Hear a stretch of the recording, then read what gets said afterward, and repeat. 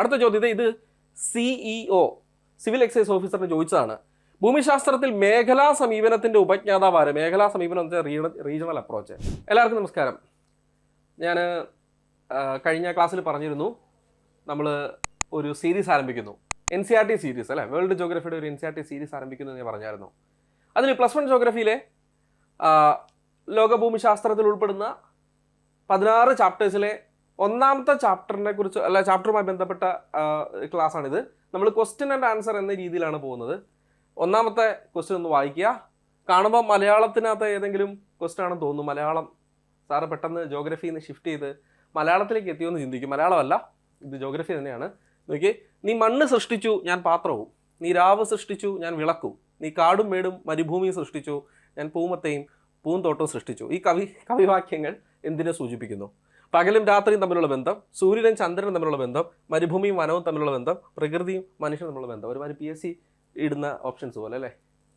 Okay, ഇത് നമ്മുടെ ഒന്നാമത്തെ ചാപ്റ്റർ ഉണ്ടല്ലോ, പൊതുഭൂമിശാസ്ത്രത്തെ പറ്റി പഠിക്കുന്ന, നമ്മൾ വളരെ നോർമലി പറയുന്ന വേൾഡ് ജോഗ്രഫിയെ പറ്റി പഠിക്കുന്ന ഫസ്റ്റ് ചാപ്റ്ററിൽ ആദ്യ പേജിൽ കൊടുത്തേക്കുന്ന ഒരു കവിവാക്യം ഇത്.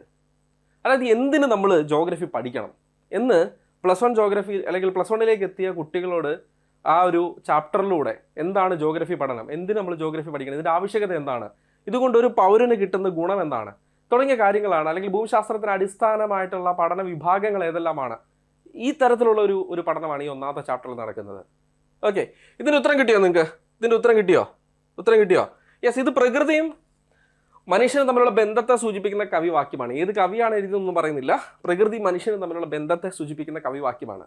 നോക്ക്, പ്രകൃതിയെയും മനുഷ്യ പ്രവർത്തനങ്ങളെയും സമഗ്രമായ ഒരു യൂണിറ്റായി പരിഗണിച്ചുകൊണ്ട് നമ്മൾ നടത്തുന്ന പഠനമാണ് ശരിക്കും ഭൂമിശാസ്ത്രം. പ്രകൃതിയെ മനുഷ്യനെ നമുക്ക് രണ്ടായിട്ട് കാണാൻ സാധിക്കത്തില്ല. പ്രകൃതിയെയും മനുഷ്യ പ്രവർത്തനങ്ങളെയും നമ്മൾ എന്തായി ഒരു യൂണിറ്റായി കണ്ടുകൊണ്ട് നടത്തുന്ന പഠനമാണ് ശരിക്കും ഭൂമിശാസ്ത്രം. ആദ്യകാലത്ത്, അതായത് നമ്മുടെ പഴയ മനുഷ്യൻ, പുരാതന മനുഷ്യൻ പ്രകൃതിയെ നേരിട്ട് ആശ്രയിച്ചു. അവൻ്റെ ദൈനംദിന ജീവിത കാര്യങ്ങൾക്ക് വേണ്ടി അവൻ പ്രകൃതിയെ നേരിട്ട് ആശ്രയിച്ചു. പിന്നീട് വന്ന മനുഷ്യൻ, അവന് സാങ്കേതികമായ പരിജ്ഞാനം ലഭിച്ചപ്പോൾ പ്രകൃതിയിൽ നിന്ന് അവൻ വിഭവങ്ങൾ കൃത്യമായി വേണ്ട വിധത്തിൽ സമാഹരിച്ച് അവനാവശ്യമായിട്ടുള്ള വികസന പ്രവർത്തനങ്ങൾക്ക് ആ പ്രകൃതിയെ ഉപയോഗിക്കുകയുണ്ടായി. ആ സമയത്ത് ഇത് ചൂഷണം സംഭവിക്കാൻ തുടങ്ങി, പ്രകൃതിക്ക് ചൂഷണം സംഭവിക്കാൻ തുടങ്ങി. ആദ്യകാല മനുഷ്യൻ്റെ പ്രവർത്തനങ്ങൾ പ്രകൃതിയുമായി അവന് ഇണങ്ങിച്ചേർന്ന് ഒന്നുചേർന്ന് പൊയ്ക്കൊണ്ടിരുന്നത്. പക്ഷേ പിന്നീട് വന്ന കാലത്ത് ആധുനിക മനുഷ്യൻ പ്രകൃതിയെ അവൻ്റെ സാങ്കേതിക പരിജ്ഞാനങ്ങളുടെ സഹായത്തോടെ ഉപയോഗിക്കാൻ തുടങ്ങിയപ്പോൾ പ്രകൃതിയിൽ ചൂഷണങ്ങൾ സംഭവിക്കാൻ തുടങ്ങി, പ്രകൃതി മലിനമാകാൻ തുടങ്ങി, അന്തരീക്ഷം മലിനമാകാൻ തുടങ്ങി. അതുവഴി ഇന്ന് നമ്മൾ അനുഭവിക്കുന്ന എല്ലാ പ്രശ്നങ്ങളും ഈ മനുഷ്യൻ്റെ പുതിയ പ്രവർത്തനങ്ങൾ അതിന് കാരണമാവുകയും ചെയ്തു. നമ്മൾ കേൾവി ഇല്ലാത്ത തരത്തിലുള്ള കാര്യങ്ങളാണ് ലോകത്ത് സംഭവിച്ചുകൊണ്ടേയിരിക്കുന്നത്. യൂറോപ്പിലെ ഉഷ്ണതരംഗം, അതേപോലെ തന്നെ എൽനിനോ പ്രതിഭാസം 3, 4, 7 വർഷത്തിനിടയ്ക്ക് വരുന്നത് 1-2 വർഷത്തിന് ഗ്യാപ്പിട്ട് വരുന്നു. പസഫിക് സമുദ്രം കൂടുതലായി ചൂടുപിടിക്കുന്നു. ഇന്ത്യൻ മഹാസമുദ്രത്തിൽ നമുക്ക് ലഭിക്കേണ്ട അളവിൽ കൃത്യമായിട്ടുള്ള ആ ഈർപ്പം ലഭിക്കുന്നില്ല, അതുവഴി മൺസൂൺ കുറയുന്നു. ഇങ്ങനെ പലവിധ പ്രശ്നങ്ങൾ, നമ്മൾ ഒരിക്കലും കേട്ടിട്ടില്ലാത്ത തരത്തിലുള്ള പ്രശ്നങ്ങളിലേക്കാണ് ലോകം നമ്മളെ കൊണ്ടെത്തിച്ചുകൊണ്ടിരിക്കുന്നത്. ആഗോളതാപനം അത് കൊടുമ്പിരി കൊണ്ടിരിക്കുന്നു. അതിൻ്റെ ദൂഷ്യവശങ്ങൾ അന്റാർട്ടിക്ക തൊട്ട് ഇങ്ങ് കേരളം വരെ ഇരിക്കുന്ന ഓരോ മനുഷ്യനും അതിൻ്റെ ദൂഷ്യഫലങ്ങൾ, അതിൻ്റെ ഹാം എഫക്ട്സ് അനുഭവിച്ചുകൊണ്ടേയിരിക്കുന്നു.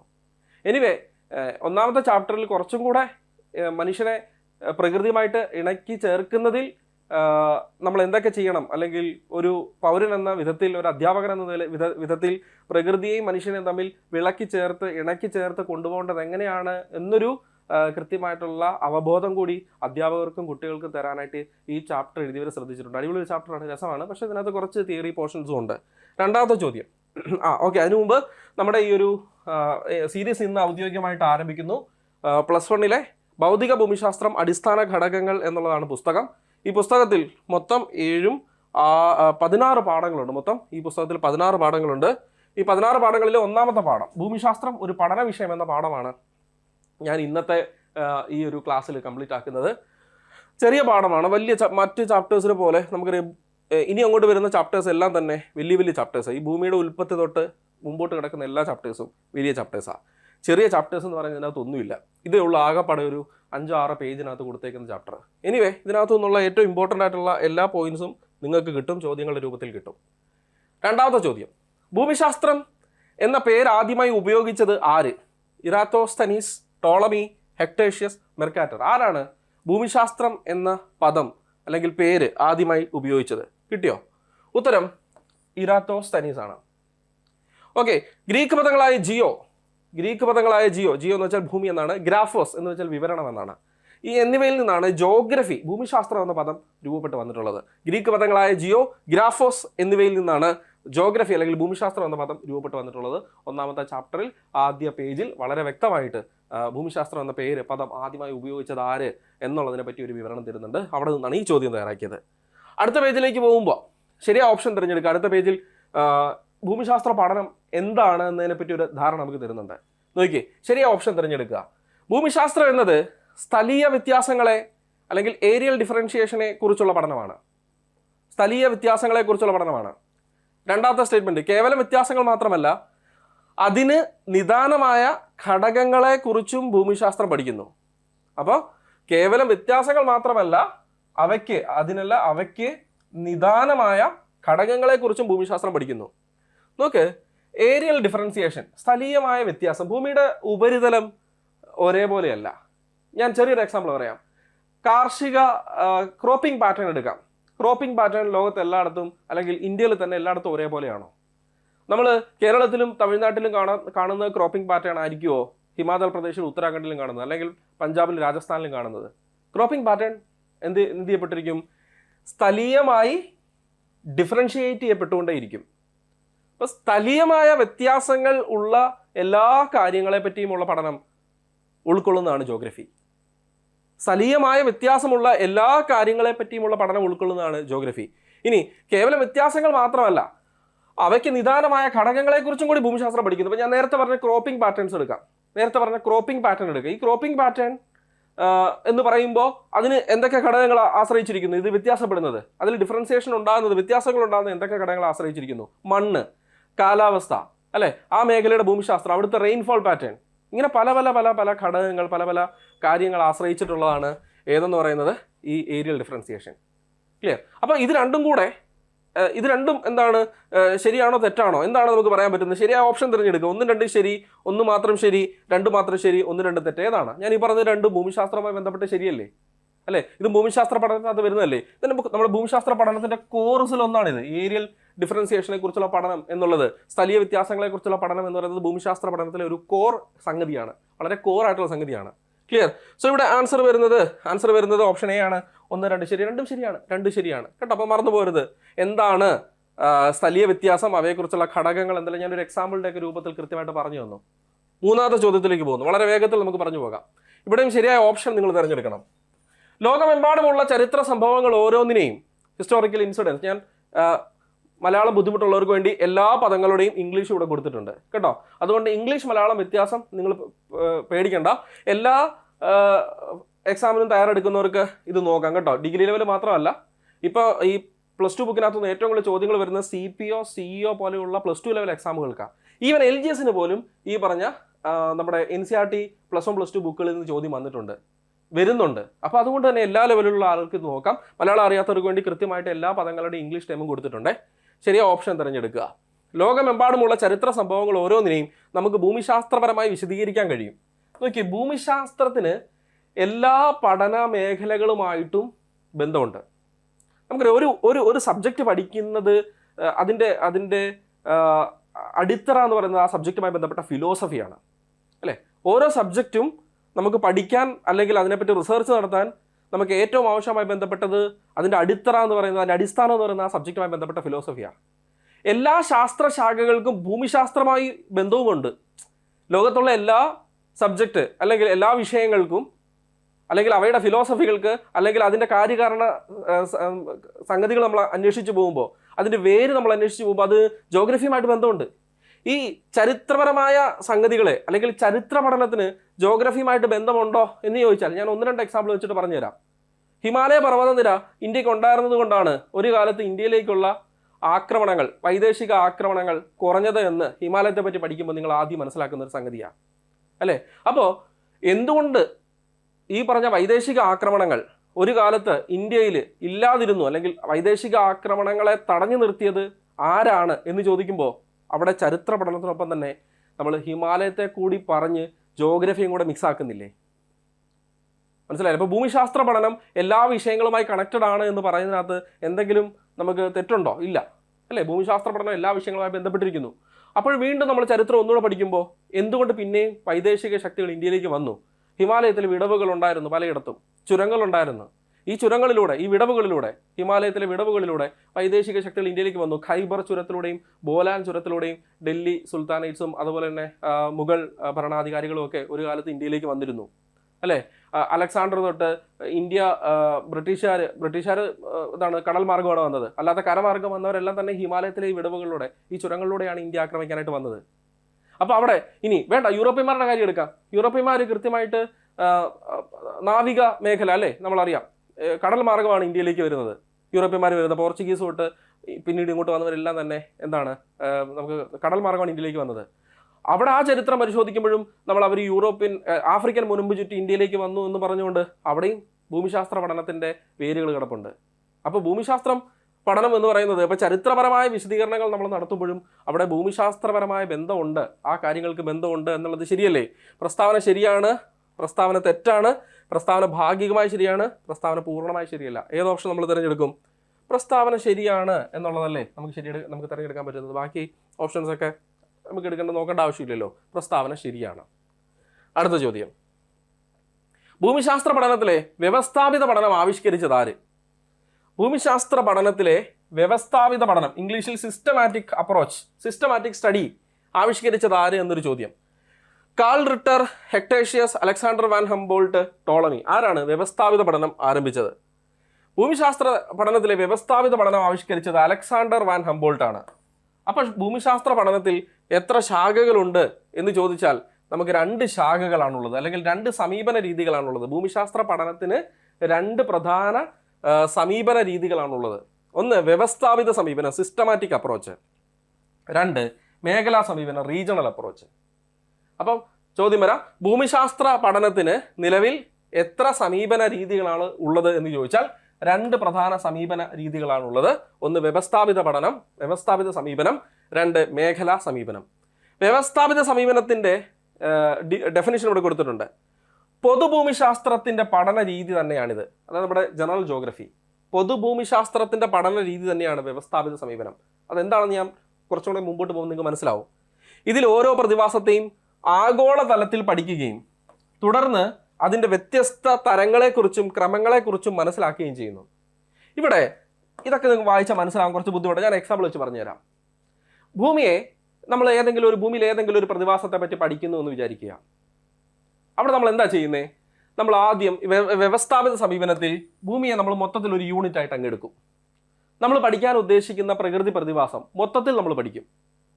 നിങ്ങൾക്കറിയാവുന്ന കാര്യമാണ്, ഇന്ത്യയിൽ ഉഷ്ണമേഖല ഇലപൊഴിയും കാടുകളുണ്ട്, നമുക്കിവിടെ റെയിൻ ഫോറസ്റ്റ് മഴക്കാടുകളുണ്ട്, മുൾച്ചെടികളും കുറ്റിക്കാടുകളും ഉണ്ട്. അതുപോലെ തന്നെ ഇന്ത്യയിൽ ആൽപൈൻ മരങ്ങളുണ്ട്, ആൽപൈൻ കാടുകളുണ്ട്, അല്ലേ? അങ്ങനെ വ്യത്യസ്ത തരത്തിലുള്ള നൈസർഗിക സസ്യജാലങ്ങൾ ഇന്ത്യയിലുണ്ടെന്നറിയാം. ഇന്ത്യയിൽ എല്ലായിടത്തും പോയി കഴിഞ്ഞാൽ ഒരേ തരത്തിലുള്ള വനമാണോ കാണുന്നത്? അല്ല, വ്യത്യസ്ത തരത്തിലുള്ള വിധത്തിലുള്ള വനമാണ് നമുക്ക് കാണാൻ സാധിക്കുന്നത്. അപ്പോൾ നമ്മൾ പഠിക്കുന്നത് എന്താണ്? ഈ പറഞ്ഞ സൂചിത്തല കാടുകൾ, കോണിഫറസ് ട്രീസ്, അതുപോലെ തന്നെ ഇലപൊഴിയും കാടുകൾ, ഇതിനെപ്പറ്റി ഈ പ്രകൃതി, അതായത് നൈസർഗിക സസ്യജാലം എന്ന പ്രകൃതി പ്രതിഭാസത്തെ പറ്റിയാണ് നമ്മൾ പഠിക്കാൻ പോകുന്നത്. നമ്മൾ ആദ്യം ഭൂമിയെ മൊത്തത്തിൽ ഒരു യൂണിറ്റ് ആയിട്ട് എടുത്ത് ഭൂമിയിലെ എല്ലാ മേഖലകളിലെയും ഈ പറഞ്ഞ നൈസർഗിക സസ്യജാലത്തെ പറ്റി പഠിക്കും. എന്നിട്ട് അതിൽ നിന്ന് നമ്മൾ ഓരോന്നും ഭൂമി മൊത്തം ആദ്യം പഠിച്ചു. അതിനുശേഷം നമുക്ക് വേണ്ട പ്രദേശം, അല്ലെങ്കിൽ നമുക്ക് ആവശ്യമുള്ള, ഇപ്പോൾ എനിക്ക് വേണ്ടത് മഴക്കാടുകളെ പറ്റിയാണ്, മഴക്കാടുകളെ പറ്റി സ്പെസിഫിക് ആയിട്ട് പഠിക്കുന്നു. ഞാൻ ഇങ്ങനെ നോക്കിയപ്പോൾ ഭൂമധ്യരേഖാ പ്രദേശം, ഭൂമിയെപ്പറ്റി മൊത്തം ഞാൻ പഠിച്ചു. ഭൂമിയെപ്പറ്റി മൊത്തം പഠിച്ചപ്പോൾ എനിക്ക് മനസ്സിലാക്കാൻ പറ്റി ഭൂമധ്യരേഖയോട് ചേർന്ന മഴക്കാടുകൾ. ഞാൻ ആ ഭൂമധ്യരേഖാ പ്രദേശത്തെ മഴക്കാടുകളെ പറ്റി കൃത്യമായിട്ട് പഠിക്കുകയും വിശകലനം ചെയ്യുകയും ചെയ്യും. ഈ സമീപന രീതിയാണ് വ്യവസ്ഥാപിത സമീപനം. അതായത് മൊത്തത്തിൽ പഠിച്ച് അതിൽ നിന്ന് നമുക്ക് വേണ്ട ഭാഗത്ത് നമ്മൾ പ്രാധാന്യം കൊടുത്ത് അതിനെപ്പറ്റി നമ്മൾ വീണ്ടും പഠിക്കുന്നു. മനസ്സിലായി? അതിനെപ്പറ്റി വീണ്ടും വിശകലനം ചെയ്യുന്നു. ഇതിനെയാണ് നമ്മൾ വ്യവസ്ഥാപിത സമീപനം എന്ന് പറയുന്നത്. ക്ലിയർ അല്ലേ? അപ്പോൾ ഭൂമിശാസ്ത്ര പഠനത്തിന് നിലവിൽ 2 സമീപന രീതികളുണ്ട് എന്ന് പറഞ്ഞു കേട്ടോ. വ്യവസ്ഥാപിത സമീപനവും മേഖലാ സമീപനവും. അടുത്ത ചോദ്യം, ഇത് CEO സിവിൽ എക്സൈസ് ഓഫീസറിന് ചോദിച്ചതാണ്. ഭൂമിശാസ്ത്രത്തിൽ മേഖലാ സമീപനത്തിൻ്റെ ഉപജ്ഞാതാവ് ആര്? മേഖലാ സമീപനം എന്ന് വെച്ചാൽ റീജിയണൽ അപ്രോച്ച്. ഭൂമിശാസ്ത്രത്തിൽ മേഖലാ സമീപനത്തിന് ഉപജ്ഞാതാവ് ആര് എന്നുള്ളത് CEO എക്സാമിന് ചോദിച്ചതാണ്. ഉത്തരം എന്താണ്? കാൾ റിട്ടർ. അലക്സാണ്ടർ വാൻ ഹംബോൾട്ട് എന്തായിരുന്നു? വ്യവസ്ഥാപിത സമീപനത്തിന് ഉപജ്ഞാതാവ്. ഇനി തെറ്റുവോ? ഒന്ന് പറഞ്ഞേ. വ്യവസ്ഥാപിത സമീപനത്തിന്റെ ഉപജ്ഞാതാവ് അലക്സാണ്ടർ വാൻ ഹംബോൾട്ട്. മേഖലാ സമീപനത്തിന്റെ ഉപജ്ഞാതാവ് കാൾ റിട്ടർ. കിട്ടിയോ? ഇനി വ്യവസ്ഥാപിത മേഖലാ സമീപനം എന്താന്ന് പറയുവാണേ. വ്യവസ്ഥാപിത സമീപനം ആദ്യം ഞാൻ പറഞ്ഞു. ഇനി മേഖലാ സമീപനം. ഈ സമീപനത്തിൽ ലോകത്തെ പല മേഖലകളായി തിരിക്കും. മൊത്തത്തിൽ പഠിക്കുമല്ല. വ്യവസ്ഥാപിത സമീപനത്തിൽ എന്താ ചെയ്തേ? നമ്മളൊരു പ്രകൃതി പ്രതിഭാസം പഠിക്കാൻ ഉദ്ദേശിച്ചാൽ ലോകത്തിലുള്ള മുഴുവൻ പ്രകൃതി പറഞ്ഞ അതുമായി ബന്ധപ്പെട്ട നമ്മൾ ഉദ്ദേശിച്ച പ്രകൃതി പ്രതിഭാസവുമായി ബന്ധപ്പെട്ട ലോകത്തിലുള്ള മൊത്തത്തിൽ ഭൂമി ഒരു യൂണിറ്റായി പരിഗണിച്ചുകൊണ്ട് ഭൂമിയിലെ എല്ലാ മേഖലകളിലെയും ആ പ്രകൃതി പ്രതിഭാസം നമ്മൾ പഠിക്കും. ഇപ്പം നൈസർഗിക സസ്യജാലം എന്ന പ്രകൃതി പ്രതിഭാസം ലോകത്ത് മൊത്തത്തിൽ നമ്മൾ പഠിക്കും. പക്ഷെ ഇവിടെ അങ്ങനല്ല. ഇവിടെ ഭൂമിയെ പല മേഖലകളായിട്ട് തിരിച്ച് പല യൂണിറ്റുകളായി തരംതിരിച്ച് നമുക്ക് വേണ്ട മേഖലകളിലെ മനസ്സിലായോ ഭൗമ പ്രതിഭാസങ്ങളെ കുറിച്ച് പഠിക്കുന്നു. ഭൂമിയെ പല മേഖലകളായി തിരിച്ച് മൊത്തത്തിൽ ഒരു യൂണിറ്റായിട്ട് പരിഗണിക്കുന്നില്ല. ഭൂമിയെ പല യൂണിറ്റുകളായി തരംതിരിച്ച് നമുക്ക് ആവശ്യമുള്ള അതിൽ ഓരോ യൂണിറ്റ് എടുത്ത് കൃത്യമായിട്ട് പഠിക്കുന്നു. മനസ്സിലായോ? ഇതിനെയാണ് നമ്മൾ എന്ത് വിളിക്കുന്നത്? മേഖലാ സമീപനം എന്ന് വിളിക്കുന്നത്. വ്യവസ്ഥാപിത സമീപനത്തിൽ ഭൂമിയെ മൊത്തത്തിൽ ഒരു യൂണിറ്റായി പരിഗണിച്ച് നമുക്ക് വേണ്ട പ്രകൃതി പ്രതിഭാസത്തെ പറ്റി പഠിക്കുന്നു. ഇവിടെ അങ്ങനെയല്ല. ഭൂമിയെ പല യൂണിറ്റുകളായി തരംതിരിച്ച് പല മേഖലകളായി തരംതിരിച്ച് അതിൽ ഓരോ മേഖലയിലുമുള്ള ഭൗമ പ്രതിഭാസങ്ങളെ പറ്റി പഠിക്കുന്നു. മനസ്സിലായോ? ഇതാണ് ഇവർ തമ്മിലുള്ള പ്രധാന വ്യത്യാസം. മേഖലകൾ പ്രകൃതിയാലോ രാഷ്ട്രീയമായോ മറ്റേതെങ്കിലും തരത്തിലോ നിശ്ചയിക്കപ്പെട്ടതാണ്. അപ്പോൾ മേഖലകൾ എങ്ങനെ നിശ്ചയിക്കും? ഒന്നെങ്കിൽ നാച്ചുറലി നിശ്ചയിക്കാം, പ്രകൃതിദത്തമായിട്ട് നിശ്ചയിക്കാം, അല്ലെങ്കിൽ രാഷ്ട്രീയമായിട്ട് പൊളിറ്റിക്കലി നിശ്ചയിക്കാം, അല്ലെങ്കിൽ മറ്റേതെങ്കിലും തരത്തിൽ നിശ്ചയിക്കാം. ക്ലിയർ? ഇനി അടുത്തത് വ്യവസ്ഥാപിത സമീപന പ്രകാരം ഭൂമിശാസ്ത്രത്തെ എത്രയായി തരംതിരിച്ചിരിക്കുന്നു? ഉത്തരം ഞാൻ കൊടുത്തിട്ടുണ്ട്. വ്യവസ്ഥാപിത സമീപന പ്രകാരം ഭൂമിയെ 3ആയി തരംതിരിച്ചിരിക്കുന്നു. സിസ്റ്റമാറ്റിക് അപ്രോച്ച് കേട്ടോ, അത് പ്രകാരം ഭൂമിയെ 3ആയി തരംതിരിച്ചിരിക്കുന്നു. എങ്ങനെയൊക്കെ ഞാൻ പറഞ്ഞായിരുന്നല്ലോ. പൊതുഭൂമിശാസ്ത്രത്തിന്റെ പഠന രീതി തന്നെയാണ് വ്യവസ്ഥാപിത സമീപനം എന്ന് പറഞ്ഞായിരുന്നു. വ്യവസ്ഥാപിത സമീപന പ്രകാരം ഭൂമിയെ 3ആയി തരംതിരിച്ചിരിക്കുന്നു. വായിച്ച്: ഭൗതിക ഭൂമിശാസ്ത്രം, ഫിസിക്കൽ ജോഗ്രഫി; മാനവിക ഭൂമിശാസ്ത്രം, ഹ്യൂമൻ ജോഗ്രഫി; ജൈവ ഭൂമിശാസ്ത്രം, ബയോ ജിയോഗ്രഫി. ഇങ്ങനെ 3ആയി തരംതിരിച്ചിരിക്കുന്നു വ്യവസ്ഥാപിത സമീപന പ്രകാരം. ക്ലിയർ? ഇനി അതിനെ തന്നെ ഓരോന്നിനെയും വ്യവസ്ഥാപിതത്തിനകത്ത് ഒന്നാമത്തത് ഭൗതിക ഭൂമിശാസ്ത്രം അല്ലായിരുന്നു. ഭൗതിക ഭൂമിശാസ്ത്രത്തിനകത്ത് എന്തൊക്കെ ഉൾപ്പെടുന്നു? ഒന്ന്, ഭൂരൂപീകരണ ശാസ്ത്രം, ജിയോമോർഫോളജി. ഓരോ ഭൂരൂപങ്ങളും എങ്ങനെ രൂപപ്പെട്ടു, അതായത് ഗ്ലേഷ്യേഴ്സ് കൊണ്ടുള്ള ഭൂരൂപങ്ങൾ, കാറ്റുകൾ കൊണ്ടുള്ള ഭൂരൂപങ്ങൾ, നദികൾ കൊണ്ട് രൂപപ്പെടുന്ന ഭൂരൂപങ്ങൾ, ഇതിനെപ്പറ്റിയുള്ള പഠനമാണ് ജിയോമോർഫോളജി, ഭൂരൂപീകരണ ശാസ്ത്രം. അതിന് പിന്നിലുള്ള ഫോഴ്സസ് എന്തെല്ലാമാണ്, അതിന് കാരണമായിട്ടുള്ള, അതിനെ ഡ്രൈവ് ചെയ്തിട്ടുള്ള ഘടകങ്ങൾ, ഫാക്ടേഴ്സ് എന്തെല്ലാമാണ്, അതാണ് ഈ ജിയോമോർഫോളജിക്കകത്ത് വരുന്നത്. 2, കാലാവസ്ഥാ ശാസ്ത്രം, ക്ലൈമറ്റോളജി വളരെ വിശാലമായ ഒരു ടോപ്പിക്കാണ്. അന്തരീക്ഷത്തെ പറ്റി പഠിച്ചു തുടങ്ങി കാറ്റുകളും മേഘരൂപീകരണവും മഴയും എല്ലാം ഉൾപ്പെടുന്നതാണ് ക്ലൈമറ്റോളജി. 2, ജലശാസ്ത്രം, ഹൈഡ്രോളജി. സമുദ്രവും സമുദ്രജല പ്രവാഹങ്ങളും സമുദ്രജല പ്രതിഭാസങ്ങളും സമുദ്രത്തിന്റെ അടിത്തട്ടിനെ പറ്റിയുള്ള പഠനവും അവിടെ രൂപപ്പെടുന്ന പ്ലേറ്റ് ടെക്ടോണിക്സും സമുദ്രത്തിന്റെ അടിയിലുള്ള പ്ലേറ്റ് ടെക്ടോണിക്സും എല്ലാം ഉൾപ്പെടുന്നതാണ് ഹൈഡ്രോളജി എന്ന് പറയുന്ന പഠനം. അവിടുത്തെ ജീവജാലങ്ങളെ പറ്റിയുള്ള പഠനം ഉൾപ്പെടുന്നുണ്ട്. 4, മണ്ണ് ഭൂമിശാസ്ത്രം, സോയിൽ ജോഗ്രഫി. ഇത്രയും കാര്യങ്ങളാണ് ഭൗതിക ഭൂമിശാസ്ത്രത്തിൽ വരുന്നത്. ഇതെല്ലാം വ്യവസ്ഥാപിത സമീപനത്തിനകത്ത് ഒന്നാമത്തെ ഭൗതിക ഭൂമിശാസ്ത്രത്തിന്റെ 4 ഡിഫറെന്റ് ഏരിയകളാണ്. ഇനി അടുത്തത് മാനവിക ഭൂമിശാസ്ത്രം, ഹ്യൂമൻ ജോഗ്രഫി. രണ്ടാമത്തെ വ്യവസ്ഥാപിതത്തിനകത്ത് രണ്ടാമത്തെ സമീപന രീതിയാണ് മാനവിക ഭൂമിശാസ്ത്രം. മാനവിക ഭൂമിശാസ്ത്രത്തിൽ ഉൾപ്പെടുന്നത് സാമൂഹിക സാംസ്കാരിക ശാസ്ത്രം, social or cultural geography. Social or സാമൂഹിക രീതിയിൽ സമൂഹത്തിൻ്റെ രൂപപ്പെടൽ, അവരുടെ സമൂഹത്തിൻ്റെ സാംസ്കാരിക രീതികളുടെ രൂപപ്പെടൽ എല്ലാം ഇതിനകത്ത് ഉൾപ്പെടുന്നു. ജനസംഖ്യാ ഭൂമിശാസ്ത്രം, വാസസ്ഥല ഭൂമിശാസ്ത്രവും. ജനസംഖ്യാ ഭൂമിശാസ്ത്രവും വാസസ്ഥല ഭൂമിശാസ്ത്രവും, നമ്മുടെ ആളുകളുടെ പോപ്പുലേഷൻ, അവരുടെ മൈഗ്രേഷൻ, അവരുടെ സെറ്റിൽമെൻറ്റ്, ഇതൊക്കെ എങ്ങനെ നടന്നു, ഓക്കെ, ഇതിനെപ്പറ്റിയുള്ള പഠനങ്ങൾ ഇപ്പോഴും എങ്ങനെ നടന്നുകൊണ്ടേയിരിക്കുന്നു, നഗരങ്ങളെപ്പറ്റി ഗ്രാമങ്ങളെപ്പറ്റിയൊക്കെയുള്ള പഠനം ഇവിടെ വരുന്നു. സാമ്പത്തിക ഭൂമിശാസ്ത്രം, എക്കണോമിക് ജോഗ്രഫി. കണ്ടോ, മാനവിക ഭൂമിശാസ്ത്രത്തിനകത്താണ് സാമ്പത്തിക ഭൂമിശാസ്ത്രം ഉൾപ്പെടുന്നത്. കാരണം മനുഷ്യനും മനുഷ്യൻ്റെ പ്രവർത്തനങ്ങളുമാണ് സാമ്പത്തികപരമായിട്ടുള്ള ഭൂമിശാസ്ത്രവുമായി കണക്ട് ചെയ്യാൻ സാധിക്കുന്നത്. പ്രകൃതിക്ക് നേരിട്ടുള്ള ബന്ധങ്ങളല്ല, മനുഷ്യൻ്റെ പ്രവർത്തനങ്ങളാണ് സാമ്പത്തിക ഭൂമിശാസ്ത്രവുമായിട്ട് നമുക്ക് ഇണക്കി ചേർക്കാൻ പറ്റുന്നത്. 4, ചരിത്ര ഭൂമിശാസ്ത്രം, പൊളിറ്റിക്കൽ ജോഗ്രഫി. മനുഷ്യനാണ് അതിർത്തികൾ നിർണ്ണയിച്ചത്, മനുഷ്യനാണ് അതിരുകൾ നിർണ്ണയിച്ചത്. അപ്പോൾ അതുമായി ബന്ധപ്പെട്ട പഠനങ്ങൾ നമ്മൾ ഹ്യൂമൻ ജോഗ്രഫിക്കകത്ത് ഉൾപ്പെടുന്നു, മാനവിക ഭൂമിശാസ്ത്രത്തിനകത്ത് ഉൾപ്പെടുന്നു. വ്യവസ്ഥാപിത പഠനത്തിലെ 3ാമത്തെ ആണ് ജൈവ ഭൂമിശാസ്ത്രം, ബയോ ജോഗ്രഫി. ഇതിനകത്ത് സസ്യഭൂമിശാസ്ത്രം പ്ലാന്റ് ജോഗ്രഫി, അതുപോലെ ജന്തുഭൂമിശാസ്ത്രം സൂ ജോഗ്രഫി, ആവാസശാസ്ത്രം അല്ലെങ്കിൽ ആവാസ വ്യവസ്ഥ എക്കോളജി ഓർ എക്കോസിസ്റ്റം ഇതിനകത്ത് ഉൾപ്പെടുന്നത് ഈ പറഞ്ഞ ജൈവ ഭൂമിശാസ്ത്രത്തിനകത്ത്. പരിസ്ഥിതി ഭൂമിശാസ്ത്രം എൻവയോൺമെന്റൽ ജോഗ്രഫി എല്ലാം ഈ പറഞ്ഞ ജൈവ ഭൂമിശാസ്ത്രത്തിനകത്ത് ഉൾപ്പെടുന്നു. കണ്ടോ? ഇപ്പോൾ 3 കഴിഞ്ഞു. വ്യവസ്ഥാപിത ഭൂമിശാസ്ത്രവുമായി ബന്ധപ്പെട്ടത് കഴിഞ്ഞു. ഇനി മേഖലാ സമീപന പ്രകാരം ഭൂമിശാസ്ത്രത്തെ 4 തരംതിരിച്ചിരിക്കുന്നു. മേഖലാ സമീപന പ്രകാരം ഒന്ന് ഭൂപ്രദേശ പഠനം റീജിയണൽ സ്റ്റഡീസ്, പ്രാദേശിക ആസൂത്രണം റീജിയണൽ പ്ലാനിങ്. നോക്കി, ഇവിടെ ഭൂമിയെ മൊത്തത്തിൽ ഒരു യൂണിറ്റായി പരിഗണിക്കുകയല്ല, ഭൂമിയെ പല മേഖലകളായി തരംതിരിച്ച് ഓരോ മേഖലയിലെയും പ്രകൃതി പ്രതിഭാസങ്ങളെ പറ്റി പഠിക്കുന്നു. ഏതിനകത്ത്? മേഖലാ സമീപനത്തിനകത്ത്. പേര് തന്നെ കിടപ്പുണ്ട്, ഭൂമിയെ വിവിധ മേഖലകളായി തരംതിരിച്ച് ഓരോ മേഖലയിലെയും പ്രകൃതി പ്രതിഭാസങ്ങളെ പറ്റി പഠിക്കുന്നു.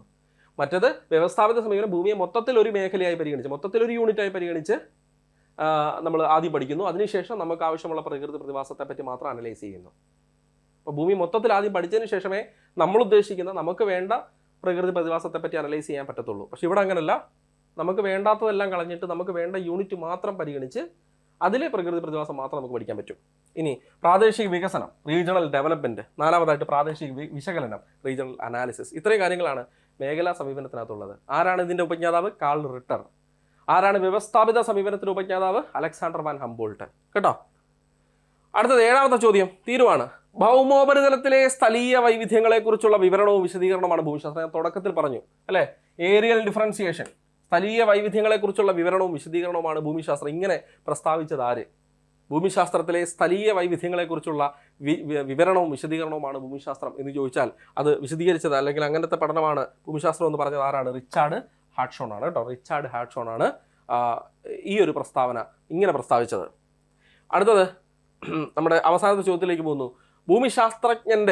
ഭൂമിശാസ്ത്രവുമായി ബന്ധപ്പെട്ട ശാസ്ത്രജ്ഞൻ അല്ലെ, ഭൂമിശാസ്ത്രജ്ഞന്റെ അടിസ്ഥാന ഉപകരണം എന്നറിയപ്പെടുന്നത് ഭൂപടം, ഗ്ലോബ്, ഡയഗ്രം, ചാർട്ട്.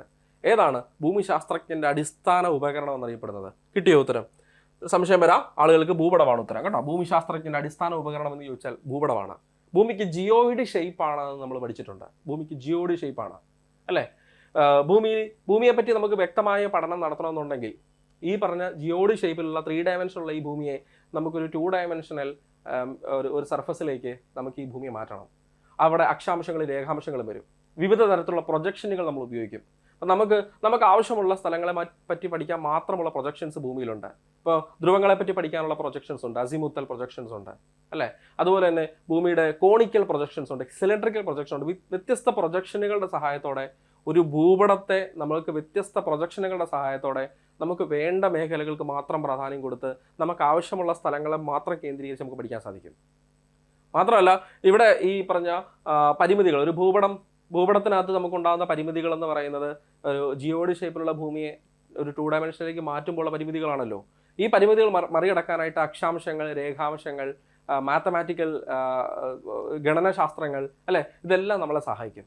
അപ്പം ഭൂമിശാസ്ത്ര പഠനം എന്ന് പറയുന്നത് വെറും ഭൂമിയെ നിരീക്ഷിക്കുക, വീക്ഷിക്കുക എന്ന് മാത്രമല്ല, അവിടെ സംഭവിക്കുന്ന വ്യത്യാസങ്ങൾ അല്ലെങ്കിൽ അവിടെ ഭൂമിയുടെ ഉപരിതലത്തിൽ ഉണ്ടാകുന്ന ഏരിയൽ ഡിഫറൻസിയേഷൻ, മനുഷ്യനും പ്രകൃതിയും തമ്മിലുള്ള ബന്ധങ്ങൾ അല്ലെ, ചരിത്രവും രാഷ്ട്രതന്ത്ര ശാസ്ത്രവുമൊക്കെ ആയിട്ടുള്ള ഭൂമിശാസ്ത്രത്തിന്റെ കണക്ഷൻ, ഇതെല്ലാം കൂടെ ഉൾപ്പെടുന്നതാണ് ഭൂമിശാസ്ത്രം. ഇതൊരു ഭയങ്കര വലിയ ശാഖയാണ് ഭൂമിശാസ്ത്രം എന്ന് പറയുന്നത്.